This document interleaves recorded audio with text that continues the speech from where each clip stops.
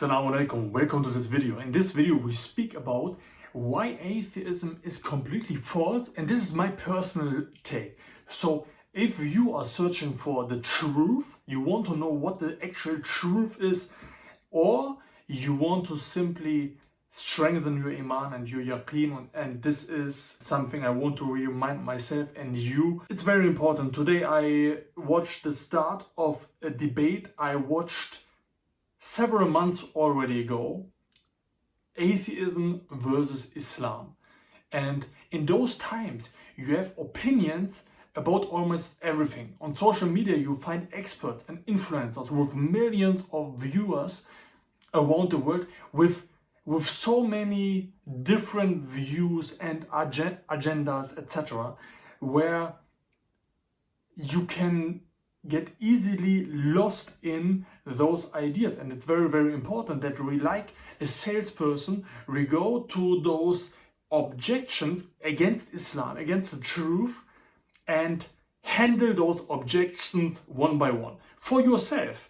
And this is exactly what I did. I asked myself, okay, why is atheism false? And the list is long. The list is very, very, very long because it's something unnatural and dishonest. In this video, I want to give you the big picture view of my take, and let's get started directly, okay? So the first thing is that if you look at this and you watch a debate with an atheist, for example, atheism against Islam, for example, then you will figure out two very, very important points, okay? The atheist will talk, he has almost science as his God. This is the first point, okay? Science is almost like so much on a pedestal, like the ultimate truth, okay? So this means everything which today, 2025 science approves or says is the truth, everything that can't be proven by science in 2025 isn't the truth, okay? So the thing is, always science changes. So at this point in time, in 2025, science isn't the ultimate truth, okay? In 10 years, we don't know what science will figure out, or old findings, what they will disprove again, okay? 50 years ago, they figured out the Big Bang Theory. So this is fluctuating. Science is always changing, and there is not the ultimate truth in science. So we can't use science to figure out the question, what is actually the truth, okay? Then the next point is, in debates, you will figure out that the atheist will, if you bring arguments, he will say simply no or disagree with it, but he won't give you another thing to grasp. He will simply say no and will argument a lot with what he personally like, or what is the norm in society at the moment in 2025. But the problem is, the zeitgeist is always changing, okay? For example, 50 years ago in America, white and black people, they weren't allowed to go to the same toilet. This is crazy. And now in 2025, in the kindergartens, in some kindergartens, they teach the children in books that there are 20 different genders, okay? So this is all the time changing. This is fluctuating, okay? So it can't, my personal preferences as a human differ from a human, for example, in China or in different countries. So my preferences cannot ever be a proof or an argument for the truth, okay?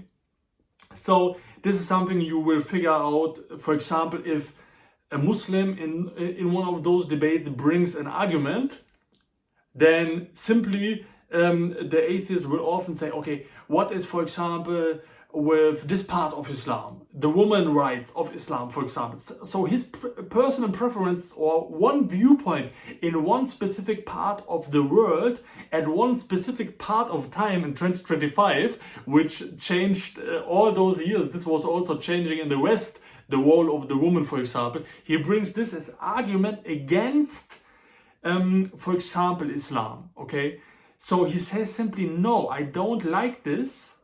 This isn't my personal preference, so I reject it.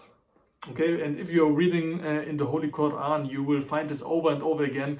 This isn't something new. Okay, all over the time, the people denied, called the prophets liars, and they denied. They didn't want to accept the truth. Okay, another big thing for me is, if you watch those debates, that we need to ask ourselves, okay, what is the intention of the other person? Okay, if in my life I want to know what is the truth, this is my question. I want to figure out what is the truth. Okay, and the other person, his goal is simply to prove that, because he doesn't like Islam and he wants to prove that Islam is false, then we are not on the same ground. We don't have the same objective. Okay, so this debate or this talk will be fruitless. Okay, it will be fruitless. So this is very important to have in mind. Okay, what is the question, the big question the other person and I have in my mind? Is it that I want to know what is the truth or not? If I'm asking myself, okay, what is the truth? Then the atheist will say, okay, everything started with the Big Bang. And this comes from the universe. But oftentimes what I heard is that they stop exactly here. They don't ask, okay, where does the Big Bang come from? Where does the universe come from? They stop simply there. So they don't offer something. They say simply no. Okay, they don't bring another version. Okay, this is what I believe to be the truth. They say simply no. And if you dig deeper, what is oftentimes the underlying motive is oftentimes arrogance, stubbornness, or being rebellious. And if you're reading in the Holy Quran, you will recognize this, that this isn't something new. And yeah, this is my take. This I wanted to share with you. Inshallah, this was valuable and helped you. So inshallah, we will see each other in the next video. Assalamu alaikum.